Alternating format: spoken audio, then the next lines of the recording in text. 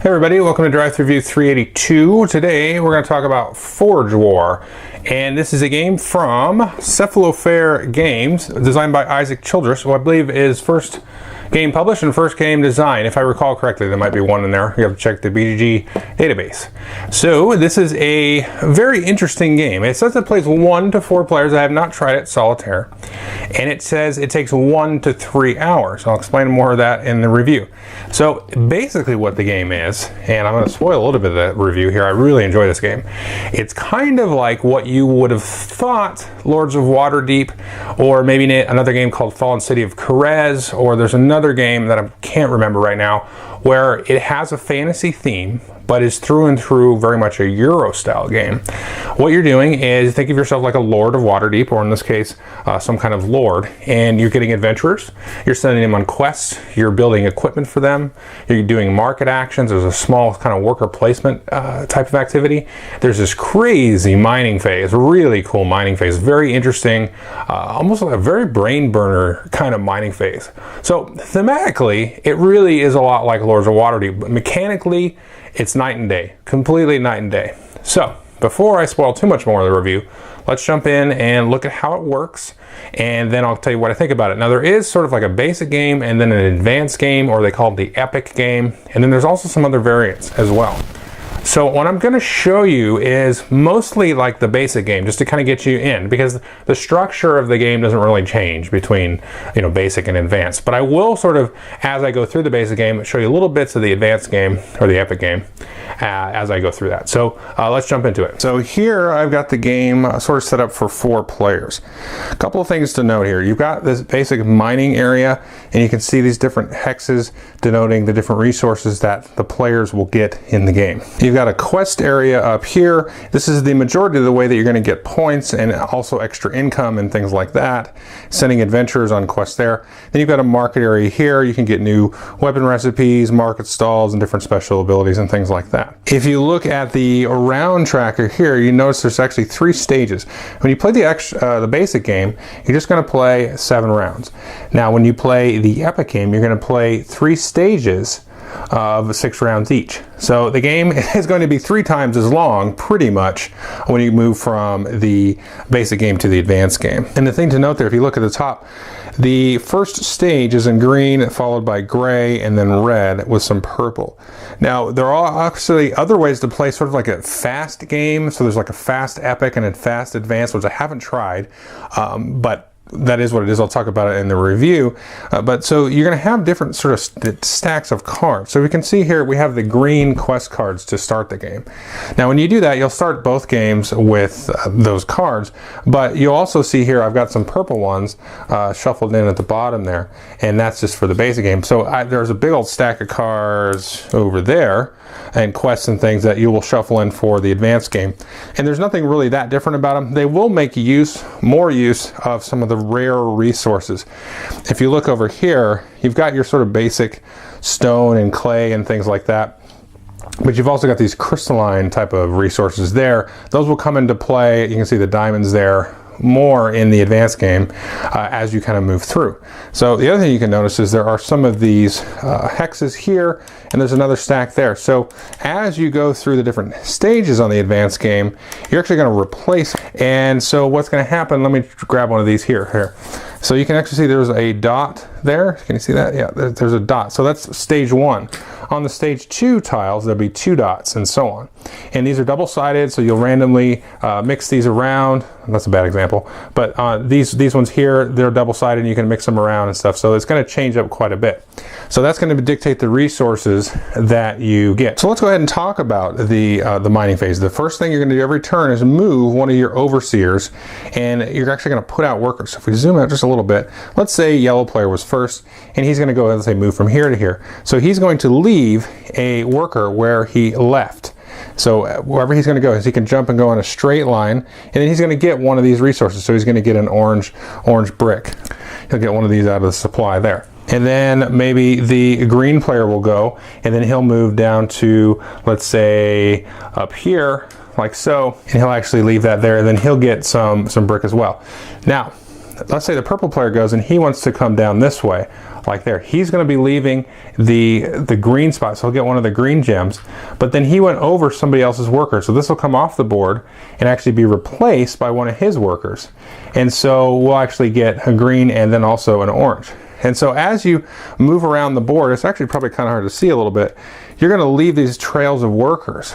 And if you ever go over your own worker, let's say on a later turn, this is actually going to turn into somebody else's color worker. Whoever has the least number of workers on the board will replace this with theirs, and then they're actually going to generate that resource on your overseer move. So it's going to get pretty interesting after the first couple of rounds when this board starts to fill up with these little worker icons here. You don't want to leave up like too big of a trail for somebody to jump over a bunch of workers that aren't their color, because they're all going to change into their color, and then they're going to get a whole bunch of resources on that turn. But you also want to try not to jump over your own, because that's going to generate resources for somebody else, and there's a little bit of calculation that has to go into it, especially when you add 4 players in the game. Now, with a 2-player game, for example, you won't have these edge tiles, and then in a 3-player, you'll actually flip some of these over, as you can see, to cover those up. So this sort of scales based on the number of players there. And then actually, turn order is going to be dictated. Each player's got some discs here that you'll put in the turn order mark here. And so after the end of the mining phase, which you'll do every turn, you're going to reorder turn order. Whoever has the least workers, these little pickaxes, is going to go first, and so on. Now, whoever went first on the mining phase has an opportunity to do a second movement on their turn. Now, if they do that, let's say yellow was first and they went once, everybody else went, yellow could go again, but they're going to force themselves into last place no matter how many workers are on the board, because it is a little bit of a disadvantage to go first, because then you've set everybody else up to get, you know, more stuff on their turn than you had an opportunity. And sometimes you can be in a situation where it's a no-brainer and you just go the second time anyway, because you're going to be going last anyway. So after the mining phase and then arranging turn order, and I should say, remember, as you go through the different stages of the game, you're going to see these 2 and 3 level tiles come out, and these are going to have some more of the rare resources. You might see some diamonds show up and things like that.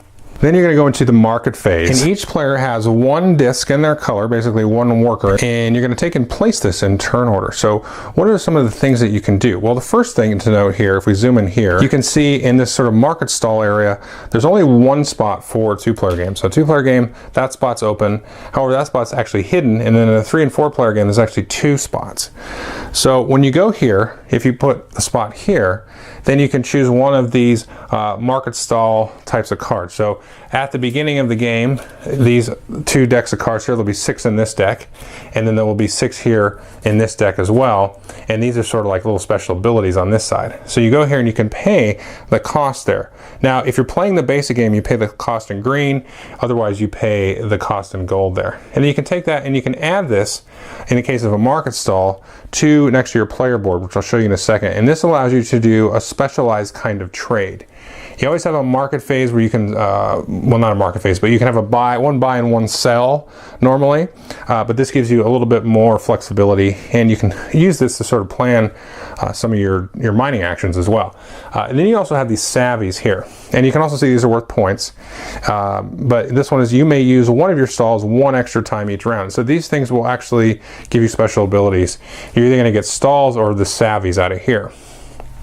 And here you're going to get some, just some special abilities. So you might go here and actually buy resources for a little bit of a discounted price, and you can see you can discard those once you use them. Now the other thing you can do here, well, first of all, you can go here and pass and get $1, or you can go here and you actually grab this face-up recipe. Now I'm going to talk more about recipes in just a second, but just know this is a spot where you can pay this amount or this amount for a basic game, and you have this now personalized recipe for yourself. And the thing to note about these recipes is there's a few different style of recipes in the game, and they're going to have a level requirement. So you're going to have adventurers, which I'll show you in a minute when I show the player board, that have a level requirement to be able to use this weapon.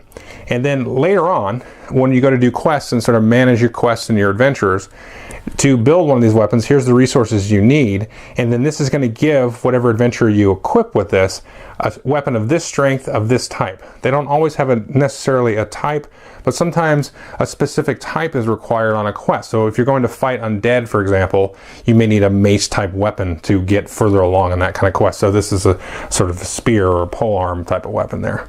So you can go here and buy these. You can go here, and these spots here that have open circles, any players can go to, otherwise it's just blocked when somebody goes, like this spot. This one you can advance a quest, sort of cheat on a quest, if you will. I'll show quests in a second. And then you have two last spots here. One, you can add a cube to one of the generic recipes that are out on the board. The game starts with 4, and you just put one of your player cubes on there to show that you can actually make that recipe. It's not something that you alone can make, like this recipe here, but you have now got the ability to make this, and these are sort of communal recipes. And it's this cost plus 1 for each cube that's already on there, so it's kind of good to get out there for early.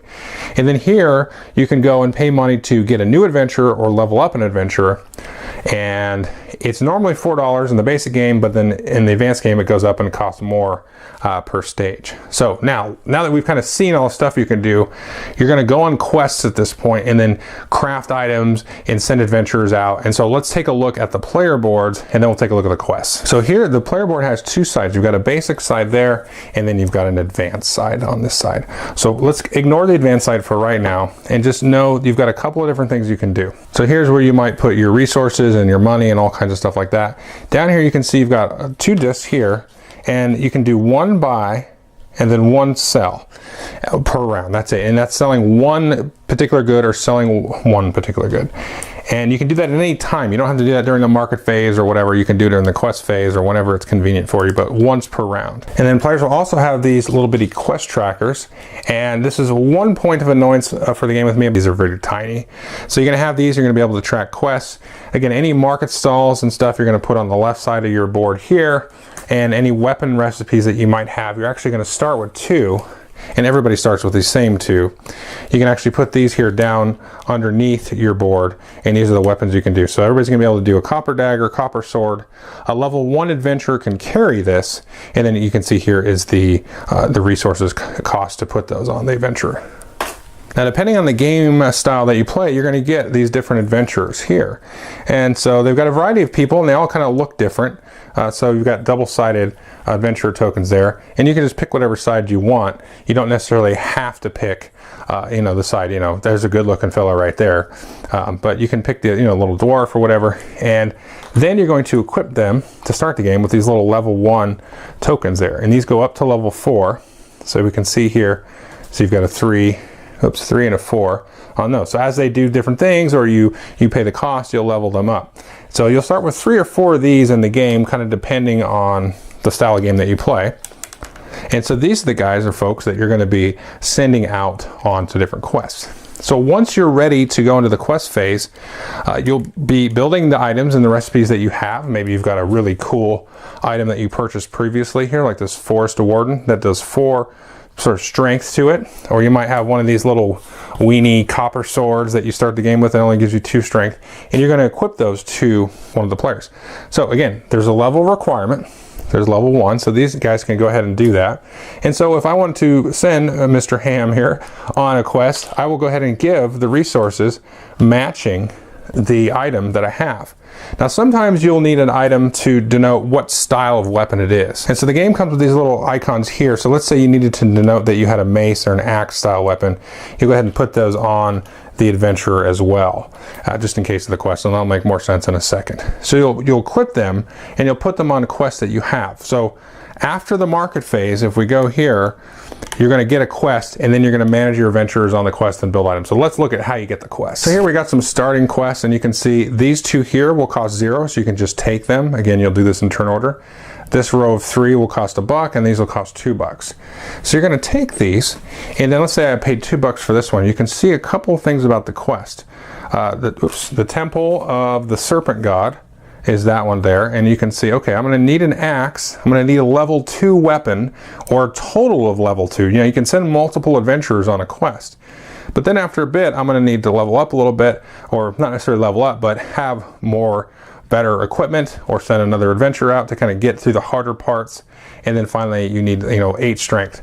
Now as you go up and complete things, you're going to get little bonuses as the quest goes up. And then I'll talk about how these points work. These work in kind of a unique way.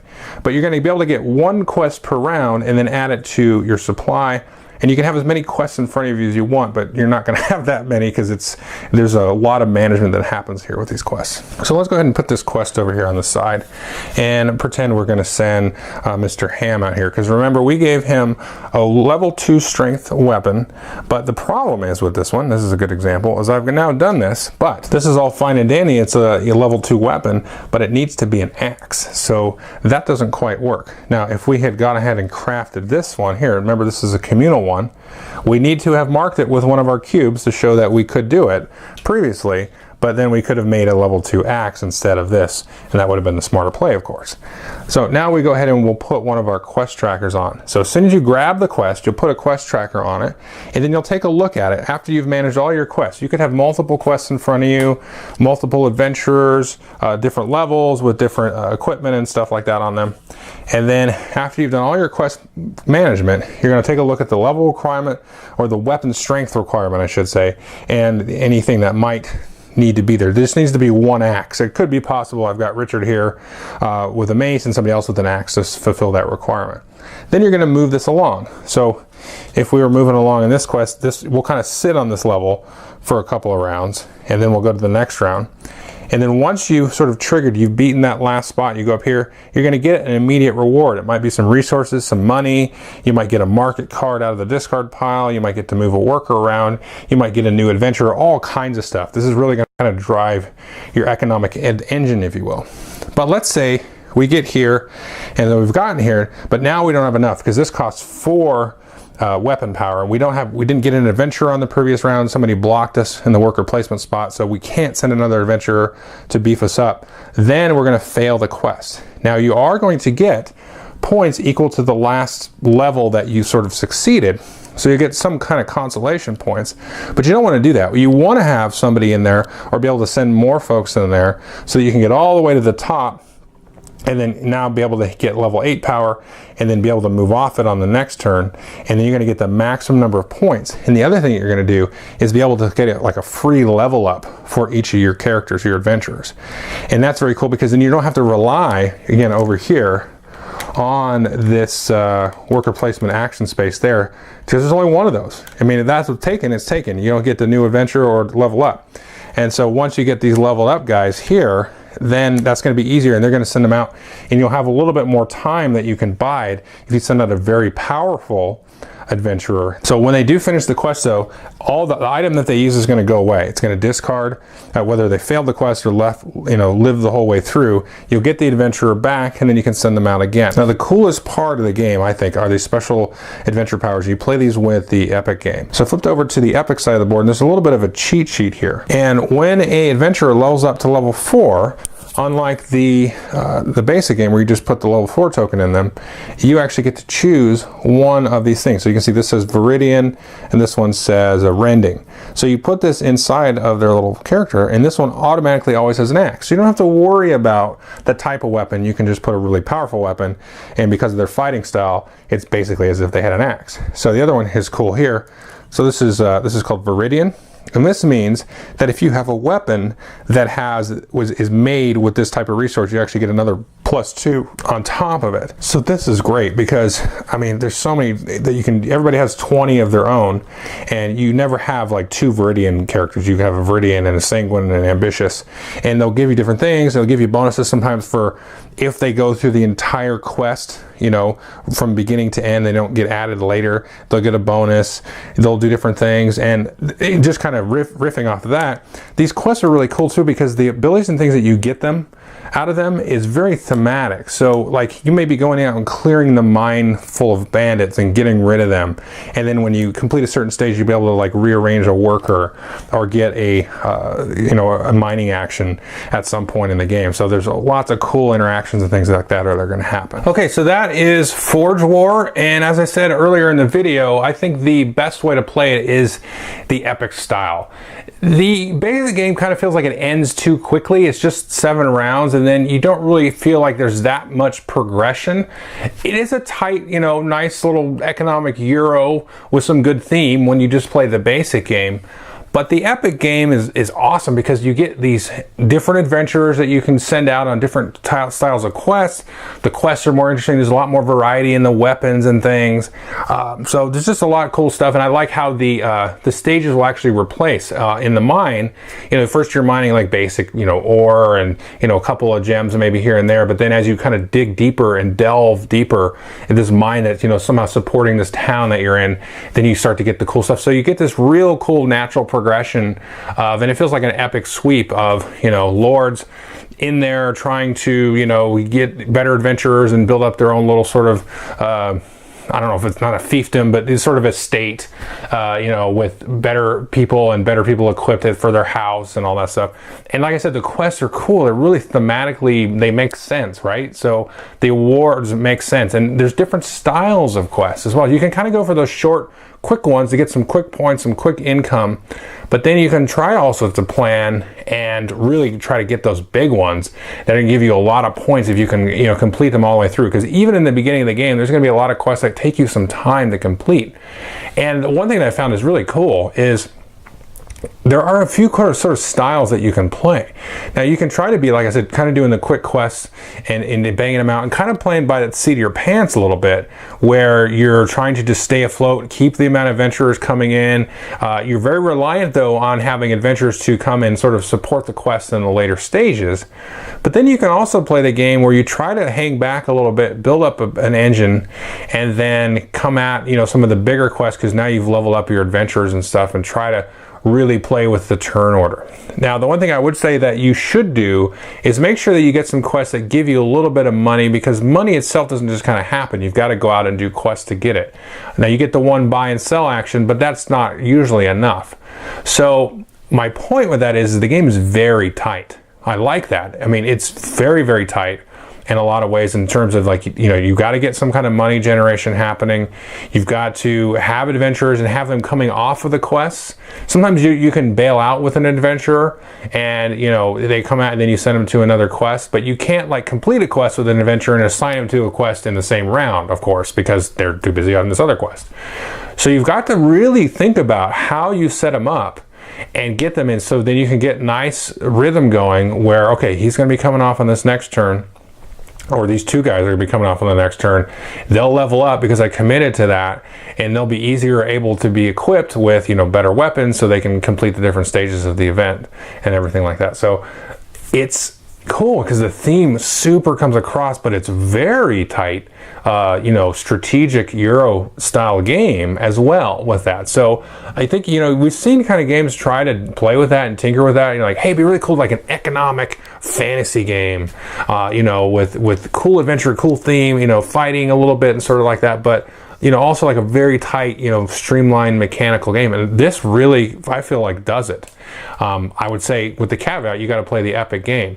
I would probably play the advanced game. Or the basic game, and that's how I did. We learned with the advanced game, but then moving into the Epic game was like, I never want to play the basic game again. I wouldn't even teach the basic game again. Now that I personally played it, it's not that much different. The setup is something that's weird, because like I could say, well, the setup takes a while. It's like, no, the setup is just like, there's like 4 different ways to set the game up. You just have to figure out what you want to do, and then once you do it, it's pretty easy to set up. It's not super crazy to set up, but there's a lot of configuration. Like you won't use 60% of the cards in any given game because you're not playing that style of game. So that might be the one thing I haven't played, was some of the sort of speed games, or not speed, but they're sort of like the quicker basic game or the quicker Epic game, which I kind of want to try the quicker Epic game. That might be a good middle ground. That might be the best way to play it. I don't know. But I really did enjoy the Epic game. And there is a noticeable time change, though, because the basic game is like an easy hour or so.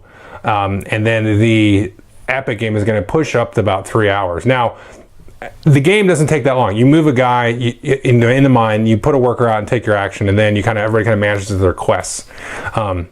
it's going to take some time at first because there is some implications to how you move in the mine, which spot you take. That adventurer spot is very important. You got to have money as well to buy some of these cards. Those cards are also going to go away round by round. You will get new, I didn't mention this, but you will get new recipes that are sort of public recipes or communal recipes as well that'll come out. So you're not going to get left behind if you don't get a good recipe. But there's a lot of strategy and implications involved. So there's going to be some AP, but the game itself plays really quickly. So once people kind of get to know, okay, the adventurer's gone, so I'll go here or whatever, then it's going to speed up. But I would highly recommend this if you're looking for good, crunchy, tight economic Euro, but cool theme and interesting. You get to kind of know your characters because they get up to level 4 and they get a cool special ability, and you're like, I'm going to send this guy out on this next quest. He's gonna be able to rocket down this quest, and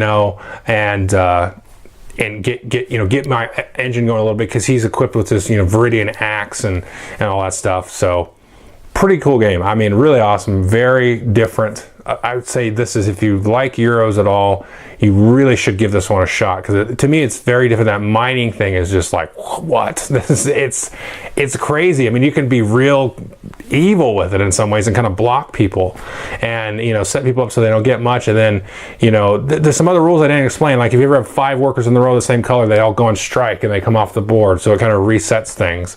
But that's a cool mechanism. I haven't seen anything quite like that.